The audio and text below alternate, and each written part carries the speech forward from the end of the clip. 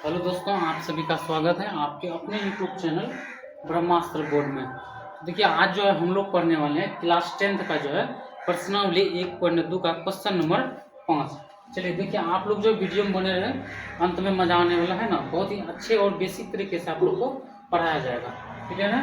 ये question number 5 क्या कर रहा है, जाँच कीजिए कि क्या किसी प्राकृतिक संख्या n के लिए संख्या छोटे पावर n का अंक 0 पर समाप्त हो सकता है। क्वेश्चन क्या कर रहा है, फिर से सुन लीजिएगा।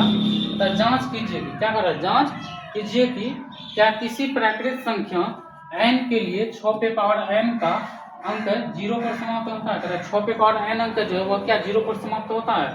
तो यहाँ पर देखिए, आप लोग सबसे पहले समझ लीजिए यहाँ पर कि देखिए 0 पर समाप्त वही होता है जो शांत होता है। क्या होता है? जो शांत रहता है ना, शांत है, जिसका दशमलव प्रसार शांत है वह 0 पर समाप्त होता है। जिसका दशमलव प्रसार शांत नहीं है यानी अशांत है वह 0 पर समाप्त नहीं होता। 1 2 3 4 कुछ किसी भी संख्या पर समाप्त होगा, ठीक है ना। तो यह जो है 0 पर समाप्त होता है, यह जो 0 पर समाप्त नहीं होता अशांत संख्या, ठीक है ना।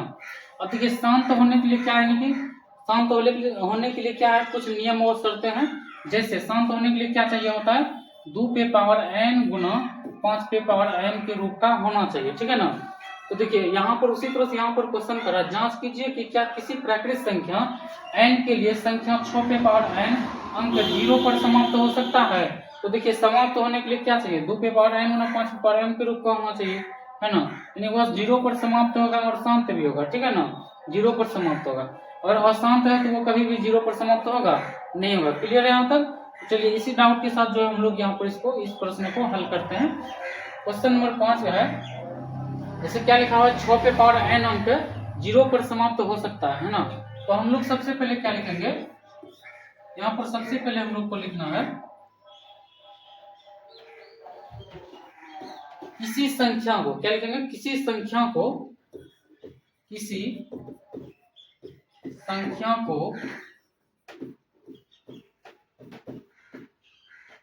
0 पर, किसी प्राकृतिक संख्या पर लिख सकते हैं, कोई दिक्कत नहीं, 0 पर समाप्त होने के लिए, ठीक है, किसी प्राकृतिक संख्या को जो है 0 पर समाप्त होने के लिए, है ना, 2 पे पावर n गुना 5 पे पावर m के रूप का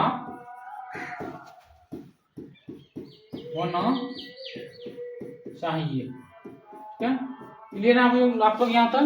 देखिए, किसी संख्या को 0 पर, यानी किसी प्राकृतिक संख्या, है ना, किसी प्राकृतिक संख्या को, यहाँ प्राकृतिक नहीं लिखे हैं, ठीक है ना, अर्थात किसी प्राकृतिक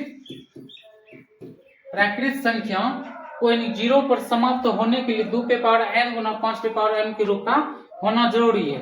अगर इस रूप में नहीं आता तो वो 0 पर समाप्त होगा नहीं होगा, है ना। 0, अगर जो संख्या 0 पर समाप्त हो रहा है नहीं वो शांत भी होगा, ठीक है ना। अब यहाँ पर देखिए 6 पे पावर क्या बोल रहा है, n बोल रहा है ना, 6 पे पावर n। तो 6 का नहीं हम लोग अगर एलसीएम करेंगे तो क्या जाएगा, 2 तिया 6 यानी 2 गुना 3 आ जाएगा। क्या जाएगा, 2 गुना 3, ठीक है। 2 तो आ रहा है, 2 आ रहा है ना, 2 पे पावर n आ रहा है, ठीक है। तो चाहे तो पावर 1 दे सकते हैं, लेकिन यहाँ 5 नहीं आ रहा, आ रहा है 5 नहीं आ रहा है। तो हम लोग लिखेंगे यहाँ पर, अतः 6 पे पावर n अंक 0 पर समाप्त